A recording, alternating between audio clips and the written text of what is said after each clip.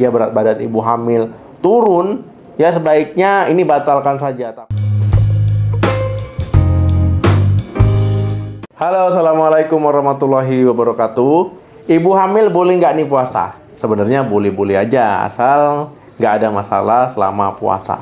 Tetapi jika mengalami masalah, jangan sampai dipaksakan. Karena apa? Karena nggak baik untuk kesehatan ibu hamil dan janinnya. Jadi, kalau memang ada masalah, yaitu baiknya dibatalkan. Karena ada beberapa tanda yang harus ibu hamil ketahui untuk membatalkan puasa. Yang pertama, sakit kepala.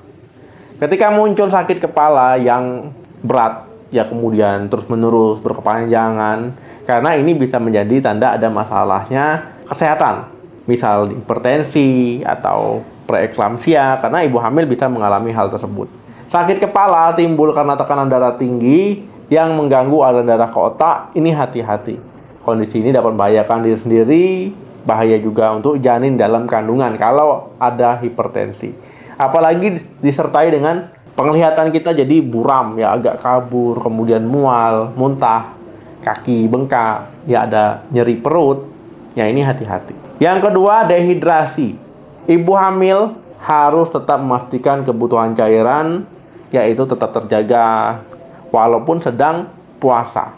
Jangan sampai mengalami dehidrasi karena bisa berakibat fatal. Ibu hamil sebaiknya batal puasa jika muncul tanda-tanda dehidrasi. Ya rasa haus berlebihan, mulut kering, tubuh lemas, sakit kepala, pusing, ya keringat dingin, ya mual ataupun muntah, ya rasa mau pingsan, ini sebaiknya batal. Pada kasus yang parah, dehidrasi ini, ya kalau seandainya sedang hamil, menyebabkan komplikasi, ya ketuban pecah dini, kemudian air ketuban bisa sedikit, kemudian bisa mengganggu perkembangan janin. Yang ketiga, nyeri perut. Saat puasa, ibu hamil yang memang nggak makan, nggak minum, ya asupan cairan selama puasa, ya ini kan memang terbatas karena ya kita makan dan minumnya itu di jam-jam tertentu. Volume darah pun bisa berkurang, aliran darah ke rahim, ya ini bisa akhirnya memicu sakit perut karena aliran darah ke rahim ini jadi berkurang. Jadi kalau muncul kram dan nyeri perut mirip kontraksi, sebaiknya ibu hamil batalkan puasanya. Yang keempat, lemas berkepanjangan. Puasa ini dapat menyebabkan ya dehidrasi, dapat menyebabkan hipoglikemia atau kadar gula darah ini di bawah normal. Puasa juga bisa membuat kadar gula darah ini melonjak secara drastis, ya khususnya saat buka puasa ataupun saat sahur. Puasa kalau seandainya kalian ketika menjalani puasa itu lemasnya masih wajar, ya nggak apa-apa, kan memang kita nggak makan, nggak minum, jadinya lemas, kurang berenergi, kurang semangat. Tapi kalau lemasnya berlebihan, sampai ada gejala lain, ya mual, pusing, keringat dingin, sakit kepala, itu batalkan puasa. Yang kelima, mimisan. Perubahan hormon selama kehamilan ini jelas terjadi. Ya peningkatan volume darah itu lebih banyak dibandingkan dengan yang tidak hamil. Kemudian pembuluh darah ya ini melebar, khususnya di hidung juga melebar sehingga gampang pecah, gampang memicu mimisan. Apalagi kalau kurang cairan, ya kurang minum selama puasa, ini kan meningkatkan resiko mimisan saat hamil. Karena apa? Karena ya selaput hidung ini bisa kering, ya. Kalau seandainya kering gampang luka, gampang sobek. Nah jadi ya baiknya sedang mimisan, ya sebaiknya batalkan puasa. Keenam, pergerakan janin berkurang.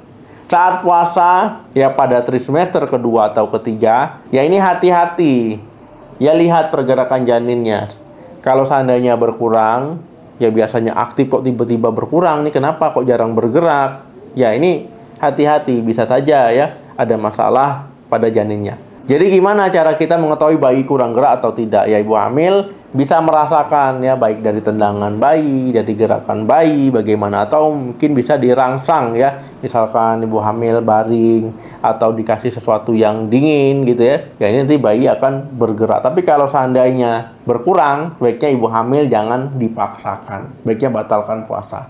Kemudian ya lihat bagaimana pergerakan janin selanjutnya. Kalau seandainya normal ya nggak apa-apa. Kalau seandainya masih berkurang, sebaiknya periksa ke dokter. Yang ketujuh, berat badan turun. Normalnya berat badan ibu hamil ya akan terus meningkat selama kehamilan sesuai dengan usia kehamilannya. Nanti kan ya berat bayi bertambah, ketuban ya dan plasenta sebagainya. Ya ini berat ibu akan bertambah. Walaupun ibu hamil nggak makan, yang nggak minum, ya normalnya nggak akan turun drastis, ya, ataupun berat badan nggak akan turun. Tetapi kalau seandainya karena puasa, karena makan terbatas, minum terbatas, ya berat badan ibu hamil turun, ya sebaiknya ini batalkan saja. Takutnya nanti gizi ke bayi kurang optimal. Ya, ini bisa menimbulkan komplikasi, lahir prematur, atau berat badan bayi lahirnya rendah. Nah, itu ya.